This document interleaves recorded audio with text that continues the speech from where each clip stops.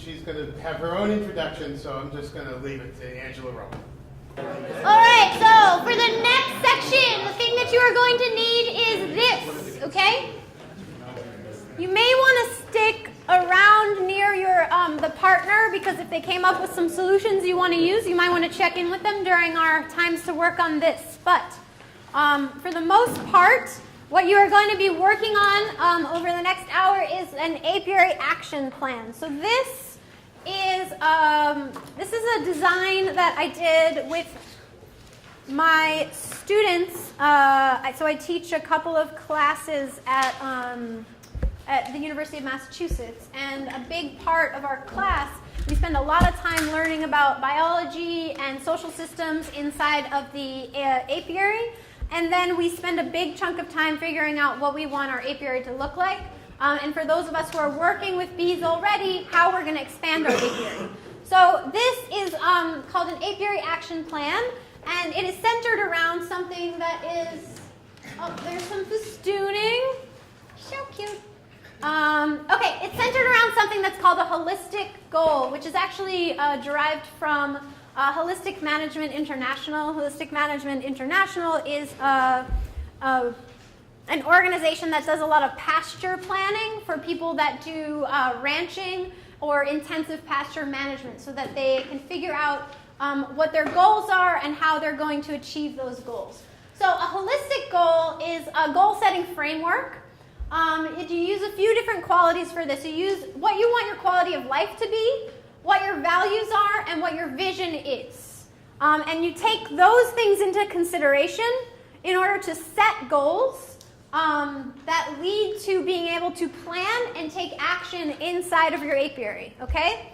So, with a holistic goal, we are going to be thinking about the questions, what do I want my quality of life to be? What are my values?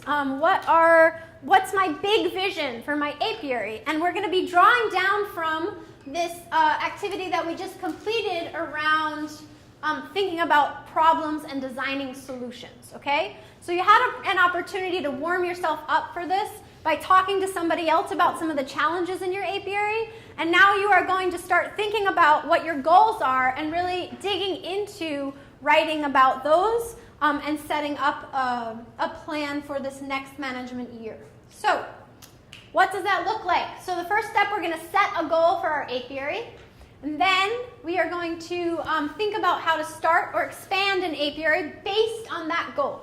So we're going to think from the goal and plan according to that. So it's kind of like what's referred to as backwards design. So you set a goal and then you figure out all the steps you need to get to that goal. Then we are going to talk a little bit about siting our apiary, and then we're going to talk about a few different management strategies for our apiary. So if I can have you turn to page 1 of this packet that I gave you.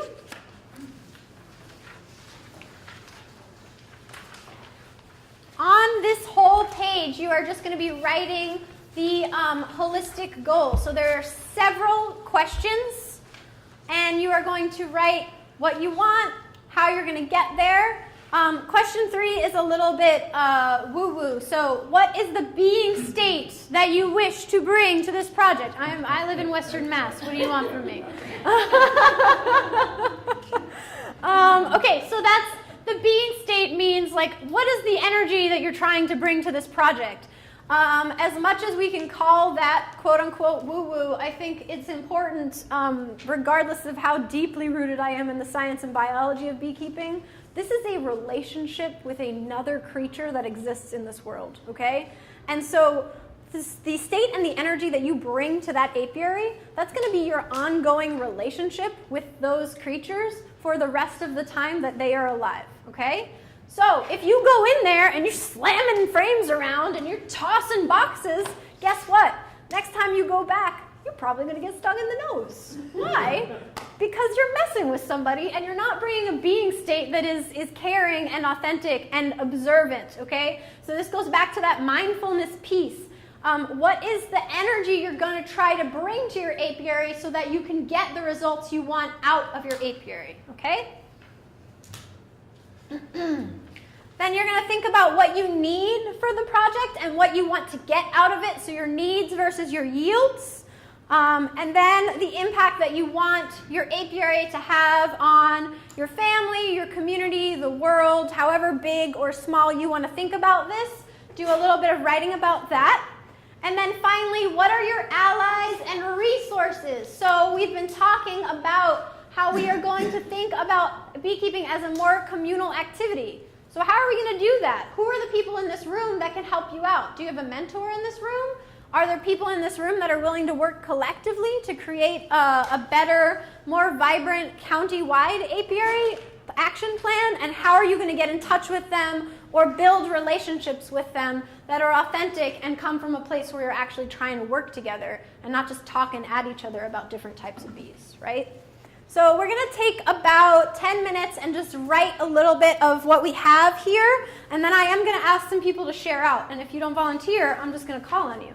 So, oh, I'm sorry, this actually ran over to the next page. So there's a couple more questions about the knowledge that you're bringing and the things that you might need still. So none of us know it all, right? I don't think that I know it all. I have a long journey of learning ahead of me. So we'll take about 10 minutes. That's 1 minute per question. And we'll answer these 10 questions and then do a little bit of sharing. All right, once you feel like you've answered most of those questions, and if you haven't, just keep writing. You can then go to the bottom of question 10, like after you've written out all of your questions, and use those questions to create a full holistic goal. So I want to manage 50 hives, and I am going to get there by taking my 20 hives and using the Miller method to rear 30 more hives. The being state that I want to bring to this is I want to be positive and have a fluid relationship with my bees so that I don't get stung. The challenges are X. The things that the resource that I have is Y, and I am going to call upon the Norfolk County Beekeepers Association for support with that.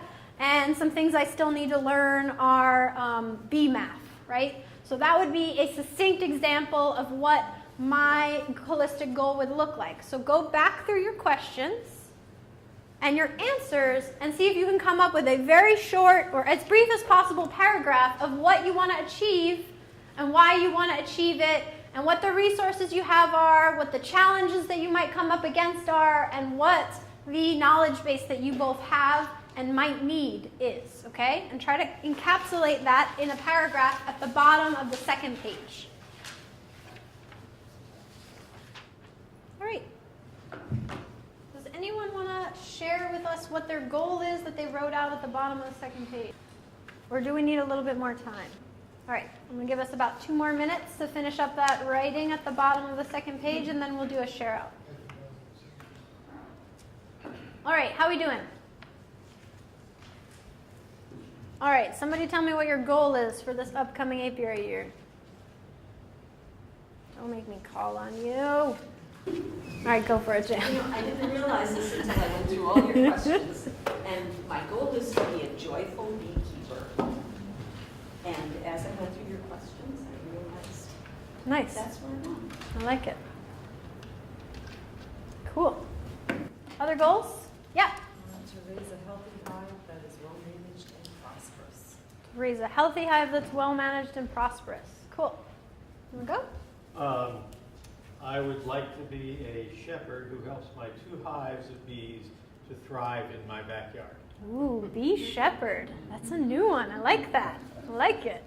You can use that. Go ahead. Thanks. Thanks. You want to copyright it before you give it up? Okay, great. You have a goal to share with us?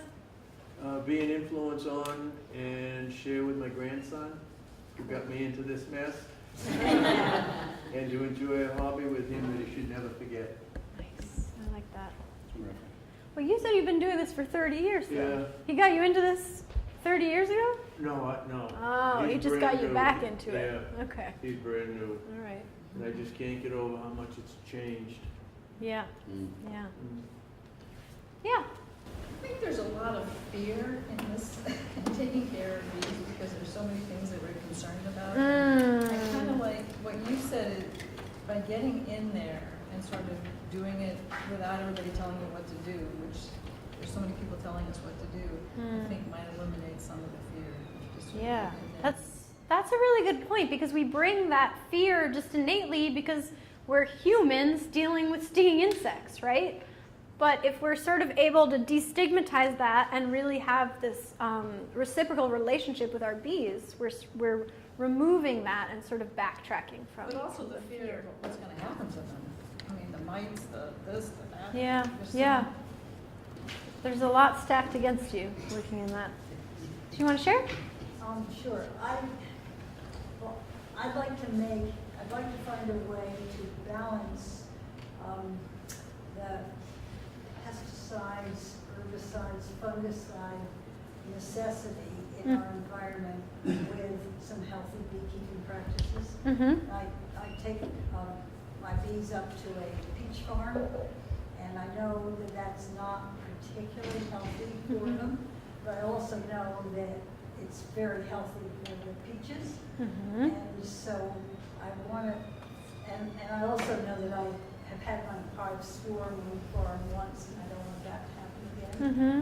So I just want to be able to balance those two things and protect the hives by closing them at night before they treat, etc. And yet making them available. Cool. Cool. I like it. Other people want to share? You got one? I'd like to help find a resistant hygienic queen Yes. where we don't have to use as many chemicals anymore. And I don't know how that would be done. I have ideas, but Mm-hmm. Yeah. breeding from the right queens, Yeah. diversity of the different queens, Mm-hmm. purchasing hygienic, instrumentally inseminated queens, propagating off of them, Mm-hmm. try to keep them overwintering, Yeah. and find something that's durable for our climate and our robust, short nectar flows. Yep. Cool. Thank you. It's a long It's a long haul. 10-year plan. It's a 10-year plan for sure. Yeah. So my goal is to have an apiary that regenerates itself with a minimum of external input, as in new bees and chemicals, and that provides crop pollination and honey to the family and the community. This will give me a sense of accomplishment and of helping to save the world. Woo! Nice. I would say that I would like to be able to trust our judgment in what we do in our hives. And not, it's like having a newborn baby. And I think we're getting better at it, but we also realize that every time you ask a different beekeeper a question, nobody agrees on anything, so you have to become. Oh yeah, that's the ask 10 beekeepers a question, get 11 answers. I wonder, do you think that's also true of parents? It probably is, huh? Because the extension of that is that several of those answers are wrong. Oh, wow. I do not have any children, so I am not touching that with a 10-foot pole. Yeah, absolutely. You're right. Several of those questions or those answers are Well, they're not necessarily all correct. are misguided. And I think that, the opportunity to have consistent education and to gain multiple perspectives and integrate those into your own learning, and to really, really be comfortable asking questions, knowing that what you say might be the wrong answer, and that's okay, because you're not the only one in the room that doesn't understand this. The first time that I watched someone give a lecture about how queens mate and haploid genetics, my brain was like a puddle on the floor. I did not understand anything. And I went to that same lecturer's talk 3 times in the same year, and then read like 2 biology books before I was like, oh, now I get it. And actually, if I would have just not destigmatized that fear and asked a lot more questions in that first lecture, I may have saved myself a lot of time. But it does take some time to learn these things. But what you just said, a couple of sentences back too, if I were to write another one of these plans for what my goals were as I don't know, what can I call myself? An educational facilitator for beekeepers. Yeah. That would be the goal, to have, you summed up my goals for that, but without me even having to say it, but to provide a number of different perspectives Yeah. for people to gather and make their own decisions. Mm-hmm. And also, which is very important to me, is to not make them feel stupid by asking questions. Right, right. And to always be able to ask for help, no matter how stupid you may feel the question is. You know? So that's a different plan, but Right, right. and you've really helped do that. Thanks. So I am an educator by trade, right? Like, this is what I do. I facilitate, I educate, I work with organizations to try to help them like connect systems and figure problems out and solutions to them. So like that's a thing that I do that people pay me pretty well now to do, finally. What I see in that role when I'm in the beekeeping world is that a lot of what has happened over like this 10-year period where we've really had this mite issue is we want to bring in experts and have them talk at us. And what happens from an educational perspective is when people are just talking at you, first of all, you don't think, you just listen, right? Second of all, it's been proven that that is not an effective way to learn things. You have to interact with the material. You have to ask questions. You have to interact with your peers. And actually, peer-to-peer learning is more powerful than learning from a top-down hierarchy in the long run, because you tend to trust your peers more than you trust somebody that's just a talking head.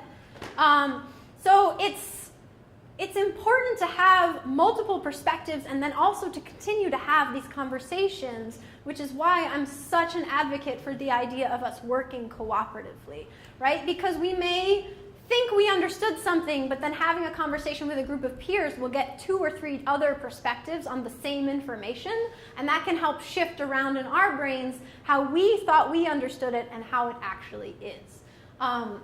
Another like big challenge that I find as a relatively young female-bodied person coming into this work is there is a lot of older male hierarchy whereby people who are of a certain age and of a certain level of experience feel that it is their right to take up a lot of space. And that I do not get to take up the same amount of space because of my age or because of the type of body that my soul resides in. And I think that that is crap. And that we all have stuff to learn from each other, that I have learned things from people that have been keeping bees 1 or 2 years, that people that constantly ask me questions that I don't know the answers to, and that if we can start to work on an even playing field, we can really learn a lot. Some of the most radical researchers in bees right now are these like 25, 26-year-olds that are coming out with their PhDs and discovering actually bees are feeding on fat bodies and not blood, right? Like I saw that young person's presentation at EAS a couple of years ago, and it totally melted my brain. And I was just like, damn, I thought I knew what I was doing. And actually, this 25-year-old just schooled me. And so like it's important, I think, to like cultivate a sense of humbleness regardless of where we're at on this journey, because there's always going to be new research, there's always going to be new perspectives, and that's what makes science so cool. And that's what makes this so cool. And so we have to really continue to stay open to that. And if we're not doing that, then we're kind of just like getting siloed like people who are working in universities just working on one thing all the time, and we don't get to have this like rich interactive experience. So more soapboxing. Okay, so the next thing that we're going to do is move on to thinking a little bit about what the actual tools we need to get this job done are. So we have 8 questions here. I'm going to do another minute per question situation. And what we're going to do is just answer the questions according to what we need. So I didn't talk a lot about equipment during this lecture because I think that people's equipment is completely divergent. I mean, some of us are using Ware hives, some of us are using top bar hives, some of us are using Langstroth hives, and then some of us who are using Langstroth hives are modifying them to use them in 100 different ways, right? And I think that that's really cool. And so I don't say, oh, you have to use Langstroths and you have to use 4-frame nucleus colonies and you have to use 10-frame this. Just think about what the system you have now is and think about what you would need to get to the number of hives that you need to get to. And when Ed and I were talking during the break, he brought up a great point that I want to make sure I mention here, which is if your objective is to get to 30 hives, you're probably going to need to raise about 40, 45 hives. Because the reality is that some of those hives aren't going to be strong enough to make it through the winter. You're going to have to cull those queens, combine those resources with another hive to get them through. And so if you're thinking, I need 30 hives, you actually need equipment for about 45 hives. And I learned this the hard way the first year that I raised bees because I ran out of equipment and I had way too many bees. And it just really sort of drove that point home. So if you're thinking, okay, my holistic goal is that I want to be raising queens and I want to take 30 hives through next winter, right? Do you want to go into winter with 30 hives or do you want to come out of winter with 30 hives? That's my first question to you. So think about that. And if you want to go into winter with 30 hives, I would say as a newer beekeeper that you should expect like a 30 to 40% loss. And so think about that. If you're thinking, and that's kind of low actually. So if you're thinking about, I want to come out of winter with 30 hives, then think about what 30% plus of those hives is, right? And think about how you're going to do the math to get to where you need to get. So if I want to come out of winter with 10 hives, I'm not going to go into winter with 10 hives. I'm going to try to go into winter with 20 hives. And if I'm going into winter with 20 hives, then I need to probably have about 25 hives worth of equipment for the season, because the reality is I'm probably going to have to cull down about 5 of those hives. So when you're thinking about, okay, what do I need to expand my apiary, think about what you have now, what's the equipment that you need to expand, and hold in your mind that you need a higher number than what you think you need, okay?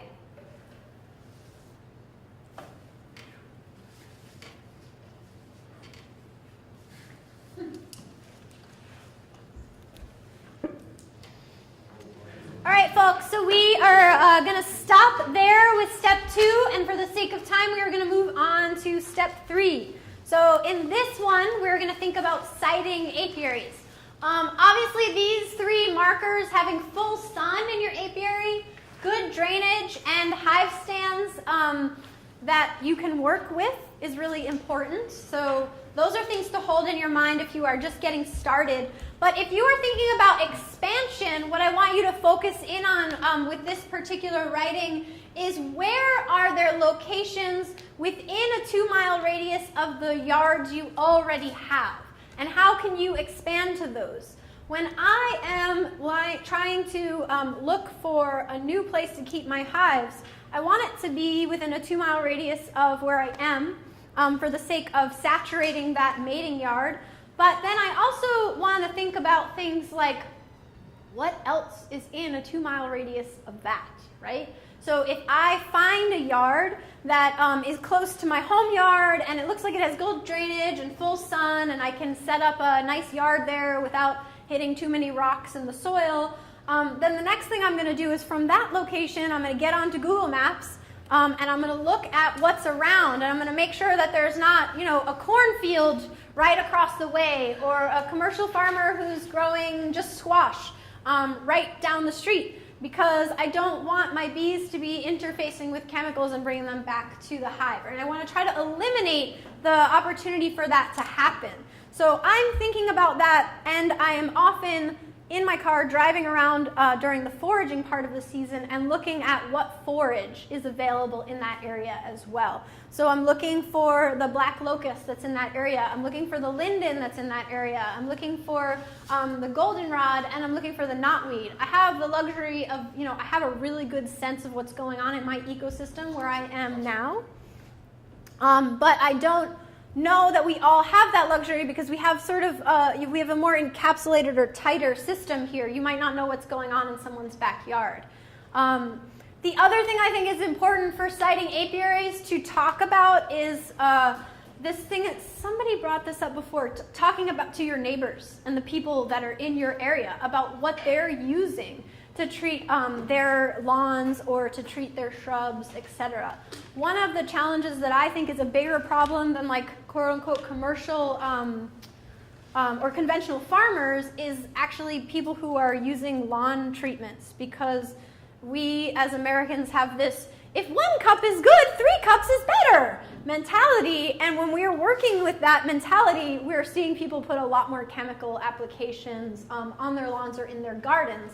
Whereas out where I am, I have conventional farmers near me who are growing corn or growing squash, but when I have conversations with those guys, they're trying to cut their costs as much as possible. So they're really thinking about not applying pesticides if they don't have to, and they're thinking about the timing at which they're applying them. So they're not applying them when there's going to be insects flying, and they're applying them during certain times of the evening when there's not going to be as many insects out. And so actually, with the way that these guys are managing, and I'm not saying that all farmers are like this, but the way that these guys are managing, it actually makes it so that I still have a really high population of solitary bees in and around that area. And that's another really good indicator of a good location for a yard, is if it's got good drainage, it's got full sun, and you're able to get in and out of there, look around and pay attention to, are there solitary bees? Are there mason bees? Are there bumblebees in that area?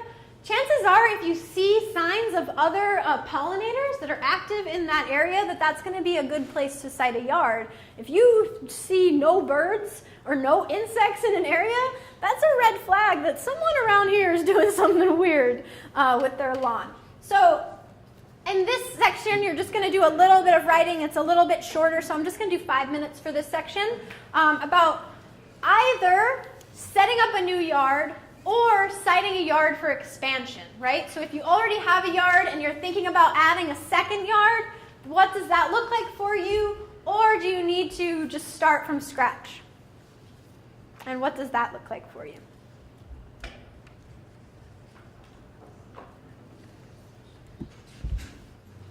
Great, so we will stop there.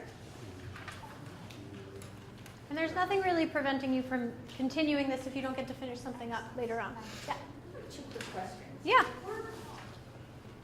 We just have 2 hives right now. So if we want to expand, say, even get to 6 hives or a dozen hives, is there a big advantage in going outside, if we're not going to rear queens, let's say just expanding, is there a big advantage to going to a totally different location, or keeping it in the same area is cool. Just as well? Good question. I'm glad you asked that. So one of the reasons, beyond having the opportunity to have queens be able to mate, that people have multiple yards, is because sometimes what happens is a disease or a really bad mite infestation wipes out a whole yard. And then you have another yard where your survival might be better. So I was talking a little bit earlier about what happened to me when I did the powdered sugar rolls for my mite counts, and then it turned out that I didn't do accurate sugar rolls. I lost that whole yard, but I had another yard sited outside of that area, and that whole yard survived. And so I was able to recoup most of my numbers in the original yard. It took me the whole season. But I was able to recoup the numbers in my original yard because those were isolated from each other. So that's an advantage. I think when you're that small, there's not a great advantage. I think you're better off getting your systems tight in one place and making sure that you have a good system for counting your mites, reacting to treatments, etc. That said, the other sort of advantage is if you make a split and you need to split that from the original hive, you're able to take it to a yard 2 miles away and let it sit for 24 hours before you bring it back, so that your hive doesn't all get attracted to the original location. But you could also do that with equalizing later on in the system, so it's not absolutely necessary that you have another yard sited out. The other thing is, if you're able to work cooperatively with other beekeepers in your area, then maybe you don't have to have a second yard. Maybe you can put your nucleus colony in their yard. Do you know what I mean? So I think it depends on what your long-term goals are, but I think in your early stages, when you've only got a couple of hives, it does make sense to try to get everything really tight and in working order in that system, and then expand out from there. So when you get to a point where maybe you have 10 hives in that yard, that's when you want to start thinking about, okay, where are some other locations that I could start siting yards, or even 5 hives. I guess it really depends how big that yard is, right? The yard that I work with at home is like a 40 by 40 foot square, so you can get a lot of hives in there before I really have to think about bringing them somewhere else. But when you're working in a smaller yard, you have less of that restriction. Y'all have, like, deal with bear issues here, right? Okay, okay. You must. Yeah, no, this is like the biggest, most badass bear fence ever. My father-in-law built this the week that I got this first. So I got an MDAR grant a couple of years ago, 3 or 4 years ago, to expand the apiary side of our enterprise. And so that allowed me to buy equipment and invest in a really strong, like, home base fence and a couple of outyard fences that are more migratory. But so the week that I was installing these bees, the very first round of packages, I did what Erin up in Maine, who came and talked to some of you already. So I did what she recommended, which is that I installed packages and then replaced the queens halfway through the year. And that was a way for me to expand without having to have that the really strong know-how in raising my own queens. And so the week that all the packages came, my father-in-law was out here installing the fence and running the wire. And he's this like very sturdy Russian Jewish gentleman, and he does not talk. He's very quiet and he's very stoic. And he's installing, like, running the wire, and all the bees are, like, flying out and doing orientation flights. And I see him, like, he just, like, swats himself every few minutes. He is getting, like, attacked by bees, but he's not saying anything to any of us. So finally I went over and I was like, Mark, you got to put a suit on, man. Like, you can't keep swatting them. They're going to keep stinging you if you do that. He also kind of looks like a bear, so it's, like, doesn't work to his advantage. But yeah, so we really installed this, like, heavy-duty fence here that's run by a solar panel, charges a deep cycle marine battery, and then that charges the wires on the fence. And that keeps that fence running pretty high. We have a significant bear issue out west. And I think what I'll say is I've found it's really important to install the fence before you have the bear issue, because once a bear knows that they can go to that location and get the carbohydrates and protein that they need to survive, they will always come back. And no matter how big the fence is that you build, they will figure out a way to get through it. That tree is actually further away than it looks like it is in the picture. They can't.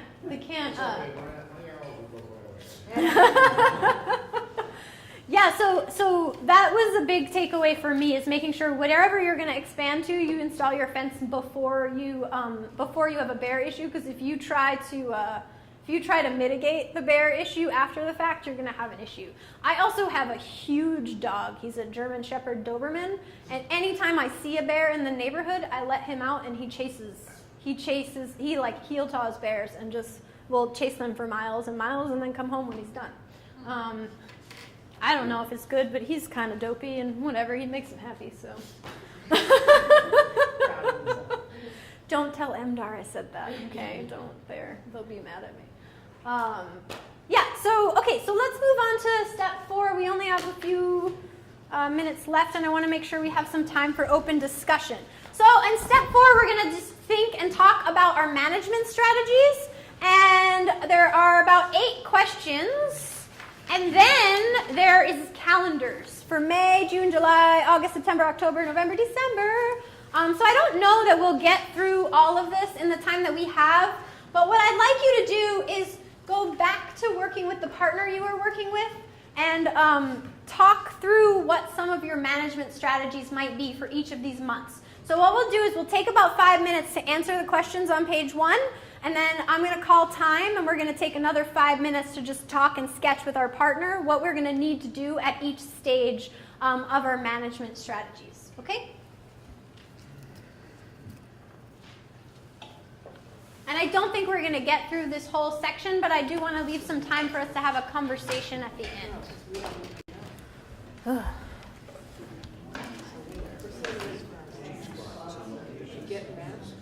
think both at this point, just to have an opportunity to like, I want you to sort of like, you talked about those like design solutions, so how do you like incorporate that into this?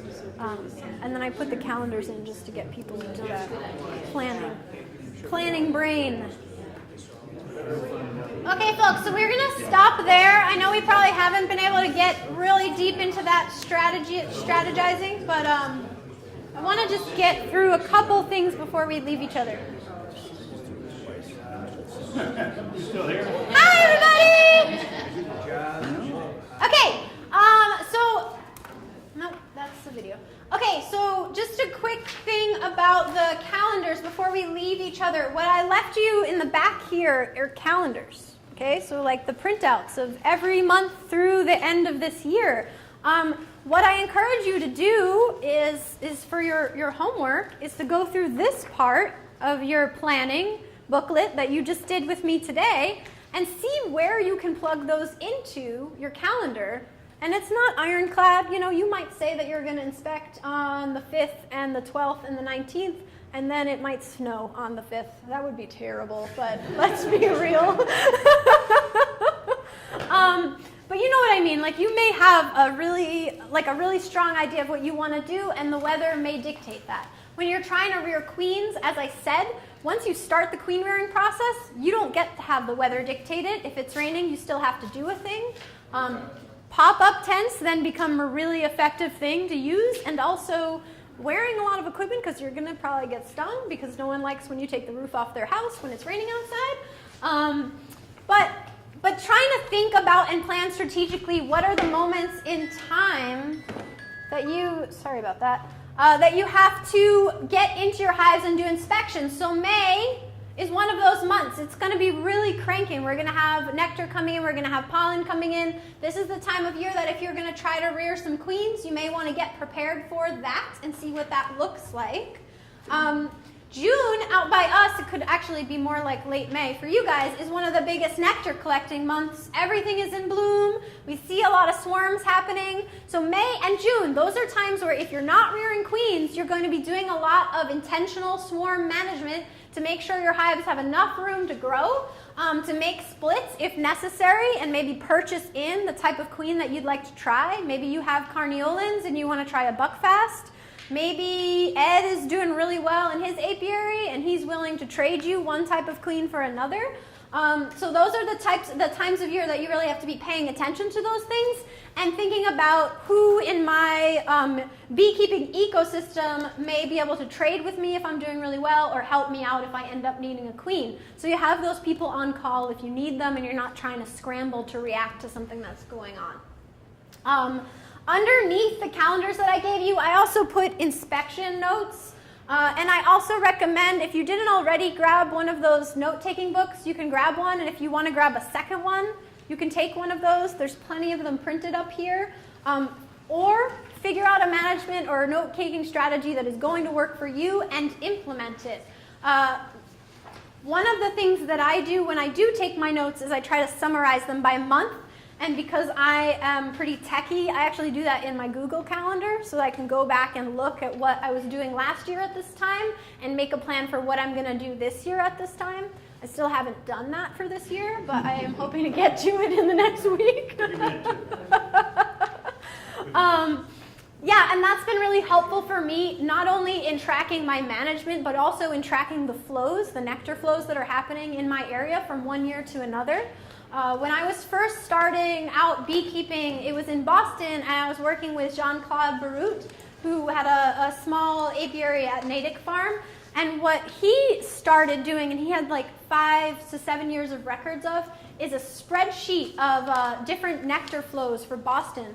So he ended up moving back to France and starting a much larger apiary, but when he left Boston, he left the Boston Area Beekeepers, which is a club that we started, with this incredible resource of tracking the nectar flows over the course of 5 years, and then the Boston Area Beekeepers were able to collectively continue that project. So I don't know if they're still doing it now because I'm not involved there, but they were tracking for several years after that, and we were able to see when nectar flows were good and when they were bad. And I think that that's a pretty cool idea. And it's pretty easy for us to do if we just plug into our phones when we see nectar flows happening. Then we can share that resource with other people in our club. How do you tell when the nectar flows? Well, inside of your hive, you're going to start seeing a lot more nectar. And you can tell nectar because they spread it out across the frames before they dehydrate it and consolidate it down into honey, right? So when you have a nectar flow, you'll suddenly see all these frames will seem like they're filling up with honey, and they're actually expanding that nectar out into all those extra spaces, and as it gets dehydrated down, they'll move it back into a more consolidated space. So when you start to, if you're looking in your hive and looking in your hive, and all of a sudden you go from just a really consolidated space to an expansion, that's when you know that your flow is on. You can also do it by the weights of your hive. If you have a hive scale or another way to sort of measure the weight of your hive, I put a bathroom scale on the back end of the hive and compare when it's light to when it's heavy. So that's a good way to tell when your nectar flows are on, is tracking through hive scaling. A lot of bees coming and going without any pollen. Yep, that's another way, though some people who have less experience that could also be robbing. Well, Yeah. not fighting. Yeah. So you have to know the difference between coming and going and like what a war looks like at the front of a hive. So Yeah. the bees fill up the cells with nectar to let it dry out, Mhm. and then they gather it all up and move They start to dehydrate it and move it down. Yeah. So they'll expand it out, and then they won't necessarily need all of that space, and they'll bring it down into the center of the brood nest over time. So it's interesting, the nectar weighs more when it's wetter, right? And then as it gets dehydrated, it weighs less. So you'll see your hive weight will go up, and then it won't come down like significant crash, but it'll come down from what it was when all the water was in it. Yeah, you said they're expanding from a ball up like this, the nectar. Is that the bees are in the ball here, and then all of a sudden they're all over the place? No, when I'm talking about this is yes, the bees are going to be all over the place because they're going to be dehydrating, but you have this, especially with my Russian bees, I have like pretty tight brood nests, and then all of the resource is pretty tight around that. All of the honey, all of the pollen stays pretty concentric around where the brood nest is, and then I find when the nectar flows start, all of a sudden they're up in the boxes that I was thinking about taking off the week before because they weren't doing anything with them. And that happens pretty fast. So it goes from just like, oh, we're here and we're doing our thing, to just like complete expansion of where they put all of that liquid resource. Yeah, of course. Okay, so just to circle back to our calendar, July obviously is a time that we have a pretty significant dearth. You see a lot of bees bearding.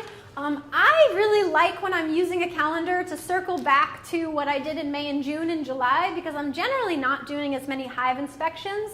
My bees, because they're Russians, tend to be pretty darn crabby in July. And so I try to get in there as little as humanly possible. When they're hanging out and they're bearding on the outer edge of my boxes in July, I know if I try to go in and do a full-blown inspection, I'm going to get stung a lot. And that's not the relationship that I wish to have with my bees. This time of year, there is no nectar flow on, so you're not going to have a swarm. And generally, if you're trying to rear queens at this time of year, you are hopefully experienced. Because you need to be feeding and you need to be adding pollen and you need to really be thinking about what resources inside of your hives.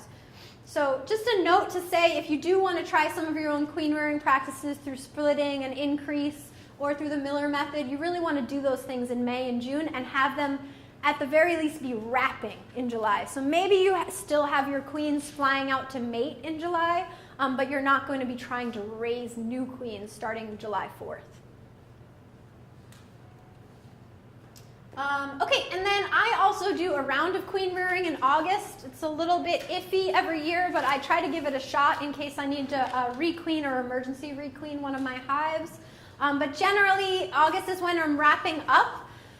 I'm making sure that my hives have plenty of room for fall. I'm preparing or planning a honey harvest. I actually don't do a lot of honey harvesting. I re-resource honey back into my hives because my primary focus is raising queens. But if I do have to do a honey harvest, I try to get it off and get it done and get those supers back on my hives before the fall flow is going to start up. And again, I'm saying this from my perspective, but I'm actually like a couple weeks behind you with respect to the fall flow, so you may have to adjust calendar accordingly. This is when I always do my fall mite counts. And then I also start doing assessments of how my hives are doing to see who needs to be combined and culled and who is really probably going to make it through the winter. So I'm making those assessments now so that when September and October come and it's time for me to do my feeding, I'm not also having to go through and kill queens. Because generally in August, when I have a good flow going on, everybody's pretty chill, and if I cull a few queens, I'm not going to get stung in the face. But if I'm trying to do that in late September or August or October when things are wrapping up and I'm feeding, I'm going to have a lot of robbing going on and I'm going to have a lot of frustrated bees. And again, this goes back to that, like, what kind of relationship do I want to have with these creatures on a regular basis, right? These are amazing creatures. They store memory inside of wax about the locations of forage. So you're damn certain that they store memory about how you are acting when you're interacting with them and pass that on to the further generations so that they can communicate who you are and how you're interacting. So again, really trying to make sure that I'm thinking about those assessments proactively. So if I do have to cull queens, I can do it early enough that I'm not creating a sort of a tense situation for my bees. So then September, I finish all of my combining, and if necessary, as necessary, I feed sugar syrup. If I have to do any additional mite counts or treatments, this is the time of year that I do it. And I harvest any buffer honey. So sometimes if I cull something and I add frames into a different hive, I'll have a couple, 2-3 frames from every hive of buffer honey that I can't get onto fit into different boxes, and so I'll harvest the last of that because once October comes and it starts getting cool, that honey doesn't flow as easily in the extractors, or if I do crush and press, and it just becomes a big pain in the butt. And then October, I'm preparing for winter. I don't do any top-down inspections in October. I'm done with those by the end of September, and all I'm doing is going in and feeding as necessary because I'm trying to reduce the amount of robbing that's going on in my yards, right? So in October, I'm not going through and doing a full-blown inspection. There's no reason that I need to be doing that. Unless I have a really late queened hive and I need to make sure she's laying eggs or something like that, and in that case it would probably be a smaller hive. But I'm really trying to avoid doing full-blown inspections in October because the first few years that I was a beekeeper, I felt that was a necessary thing to do, and then I realized that it just really stunk. And it created like a really cranky, tense situation, and I spent a lot of time running away from the apiary. And also, if you kill the queen. Yeah, exactly. And that's the other thing. You end up accidentally crushing or smushing someone, and it's too late. And then November is when I wrap, and I say this all the time, and then I caveat it with I wrap in November, but also this year I wrapped in December during the first snowstorm. So it's not really ironclad for me, and there's 2 ways that I've been doing wrapping. These are very bad examples, but I do mouse guard on here. Either it's the screen that's stapled on, or it's a wooden mouse guard with the screen stapled over it. This really depends on when I run out of mouse guards. And then the other thing I do is wrap my entire hive in Reflectex, which is like a silver bubble wrap. And you use that to it's used for pipe insulation and insulating hot water heaters. And I use that Reflectex to wrap the entire hive, and I put a Reflectex on the inside of the outer cover as well. One of the things that I have also started doing in the last couple of years is creating quilt boxes out of my old mediums. And so this box right here doesn't have honey or nectar. It doesn't have anything in it. It's an empty box. Underneath it is a piece of fabric. I actually had a really big construction project outside my house, and they had all that black landscaping fabric that was untreated. And so I used that for the undersides of these boxes, and then they're full of sawdust. And so they absorb moisture from inside of the hive and wick moisture off, because I'm finding, and I'm still finding this, so I'm continuing to do this experiment. If I just wrap with Reflectex and put Reflectex over the inner cover, there's a lot of moisture that collects on the top of that hive, and then it drips down on the hive throughout the season. and especially in the places where I have like a lot more moisture pooling because of where I live in the river.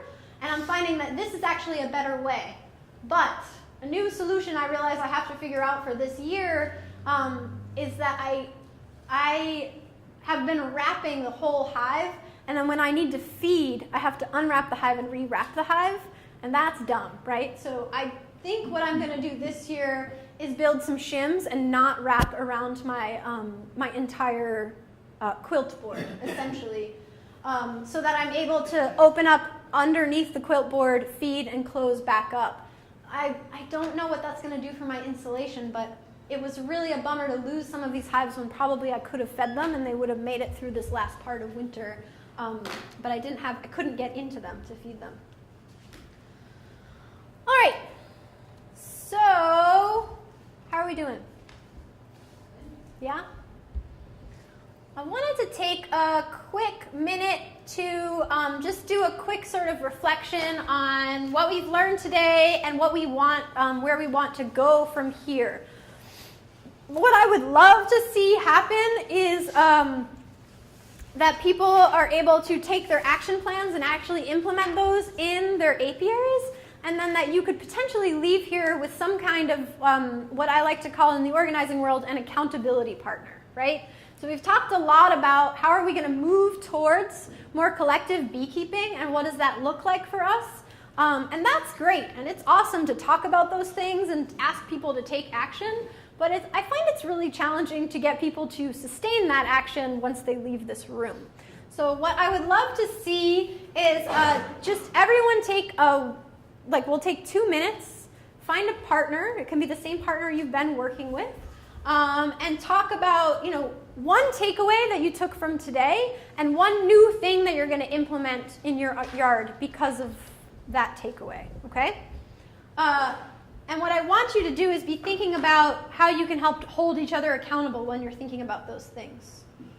So, we'll take 2 minutes. We'll do the same exercise we did earlier where you listen and someone else talks and then you talk and someone else listens. So one thing that you took away from today and how you're going to use that in your yard. Ready, go. I'm going to be calling him Okay, go ahead and switch if you haven't already. Okay, so just from this front of the room to the rest of the room perspective, big things that I want us to be able to take away from today. Oh yeah, I took that out. Okay, record keeping diligent records, and Ed just said something I really liked, which is not just record keeping from a quantitative perspective, but also like qualitative. How did it feel that day? What was the mood of the hive? How did the weather impact them? Maybe you're noticing a flow around. So really records that are going to be quantitatively useful, but also things that are qualitative that'll help you remember when it's like January, what was going on in May, and how that can be useful for you. Mite counts, so if you are not coming to Ed's mite night this week on Wednesday, is that right? Yeah. I highly recommend you try to make some space in your schedule for that. I think mite counts are crucial and important, and that we can't just be making decisions about treatment unless we know what's going on. And so my understanding is that we can see it, we can do it online, if we can't come. Is that what you're saying? Eventually. Yeah, so there's a little bit of a lag. It's not like a live stream. Takes a while to edit. Right. Okay, so that's good to know. So it won't actually be in live time, but it sounds like you will be able to access that via the website. Regional beekeeping. So what are we going to do to work together as a collective group to make sure that we're holding each other accountable to treatments, to testing for mites? And maybe a great idea would be to get yourself a buddy. So maybe the person that you sat with today would be a good person for you to check in with throughout the year to see how you're holding yourself accountable to your action plans, right?